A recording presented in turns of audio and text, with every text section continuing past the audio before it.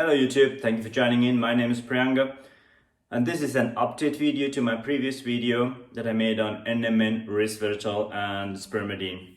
Thank you very much for your all comments and concerns and remarks for my previous video. That helped me a lot to sort of like rephrase and give you an update on that front. A disclaimer before I start with this video: please do not take anything in this video as an advice. Please do your own research and diligence on the supplements, whatever supplements you are planning to take, and you want to optimize, if you want to optimize your health with that. Because if you know what a supplement does with your body, it's easy for you to sort of like fine tune it. And yes, so I started taking NMN to experience the energy boost that I had during the carnivore diet. And I was, after taking NMN for 3 weeks, every day 1 gram during my fasted state in the morning, I still do not feel any difference, right? So I ordered 1 month worth of NMN supplies, so I had another 1 week to go. So what I thought was, I finish this 1 week and then I will stop taking NMN for about another 1 month of time to give sort of a reset to my body, and then try NMN from a different supplier. That is, I think I would rather go with Do Not Age, because a lot of YouTube community who takes NMN order their supplies from Do Not Age. I don't have no affiliation with Do Not Age, please don't get me wrong. I just want to see the stocks that I have now, quality wise, is it in par with the Do Not Age. So probably, as I mentioned in my previous video, there are huge spectrum of quality differences in NMN in different suppliers. So I'll try with those and see if it make any difference, right? And I keep you updated.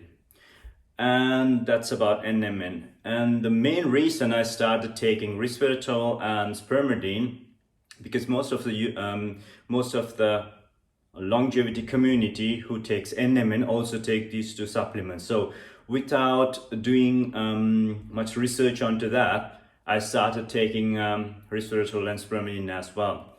But during the last few days, I did some research on those two supplements. So basically, in a nutshell, what it does with what those two supplements does is it will boost the autophagy in your metabolism. So autophagy is none other than it will clear out all the debris and all the problematic cells, all the debris from your cells, right? So it's something, it's like housekeeping in your body. So to do that, you need to sort of like come into the autophagy state. So these two supplements will trigger the autophagy without you having to do any prolonged fasting. Prolonged fasting is another sort of like trigger that you can do to trigger the autophagy. So basically I do prolonged fasting twice a year. So this spring, for example, I did 7-day long water fast.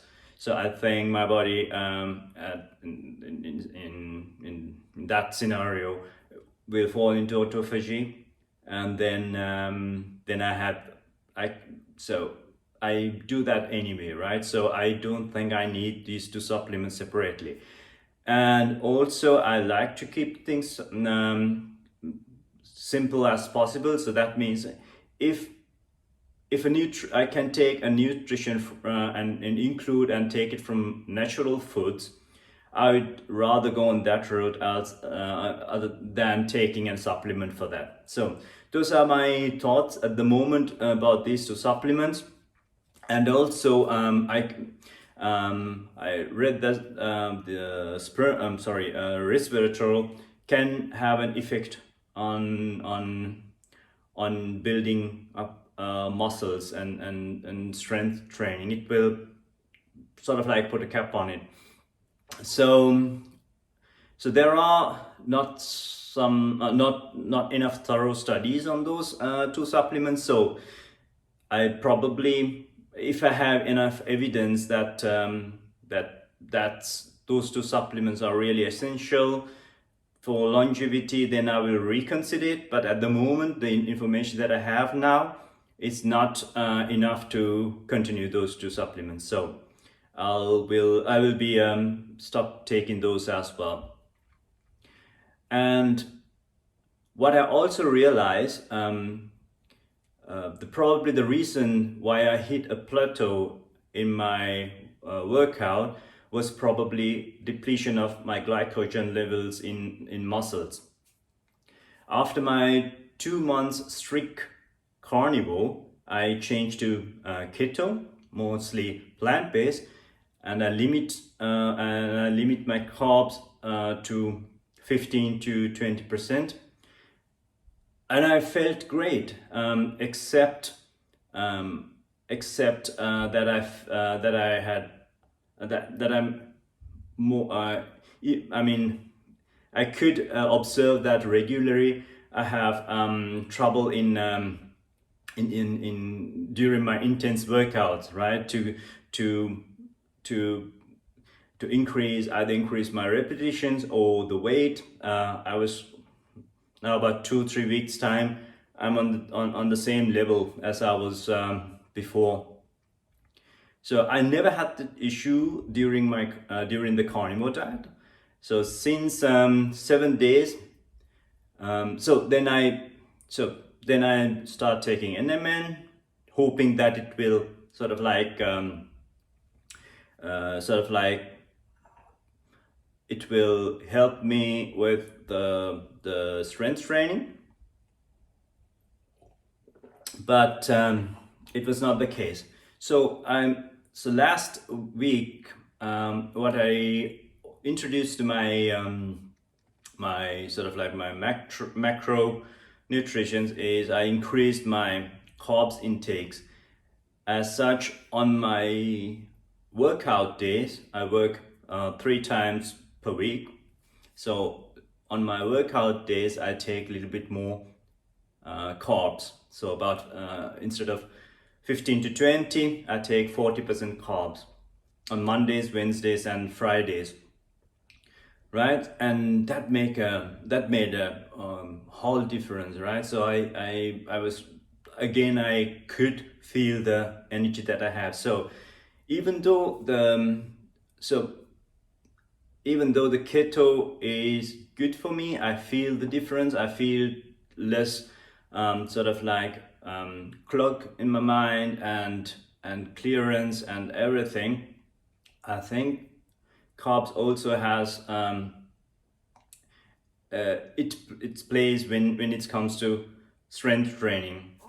So that's what I realized, right? So that's something to keep in mind. So just try, if you're in the same situation like I am, if you're into keto diet, just search the web on carb cycling. This will give you a hint how you could do it, how you can introduce carbs to your macrons again.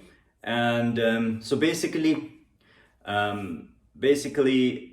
you maintain fat adapted metabolism, but during your workouts you introduce carbs, right? So the carbs will only sort of like give you energy, but it will not store it as fat. So I'm not expert on this. Please just do your just search web for carb cycling. That's the keyword there, and you will find a lot of information on this front. So again, wrapping things up, I will continue to keep my eye on longevity supplements and the progress of it, because I believe if you slow down your aging process, that could mitigate a lot of sicknesses, right? So, but I think if you regularly do strength training, cardio training, and eat healthy and train your body regularly and train your body to be fat adaptive mostly, and use carbs when it needed, as I mentioned before, I don't think honestly you need any additional longevity supplements at this stage. So yeah, so that's my sort of like baseline understanding after my experience during last few months and weeks with these supplements. There is another point that I would like to make, sort of like to get your feedback on. And now this is something I'm not sure that I yet to find out and to see what is the balance, what's the balance there. To maintain the muscles, you need to watch out for your protein intake, right? So in my case, I'm now 47 years of age and my weight is 72, and I take about 90 grams protein every day. That's my macro intake, 90 grams every day protein. That is about 1.2 grams per kilogram body weight, right? So on my workout days, I'll increase the protein intake per day about 140. So that is about 2 grams per kilogram body weight. So most of the longevity gurus says that you need to reduce your protein. So the part that I'm not sure is what's the balance. So you need, you need to maintain your muscle mass and to sort of like to do everything that you have enough muscles, and you have to do everything to maintain those mass. But at the same time, if you reduce protein and workout, so as I said, if the muscles doesn't have enough glycogen for your workout, then it will sort of like draw the sort of like the needed energy from the muscles, right? We break down the muscles. So that's something I don't understand, but if someone can explain me or point me to the to information that I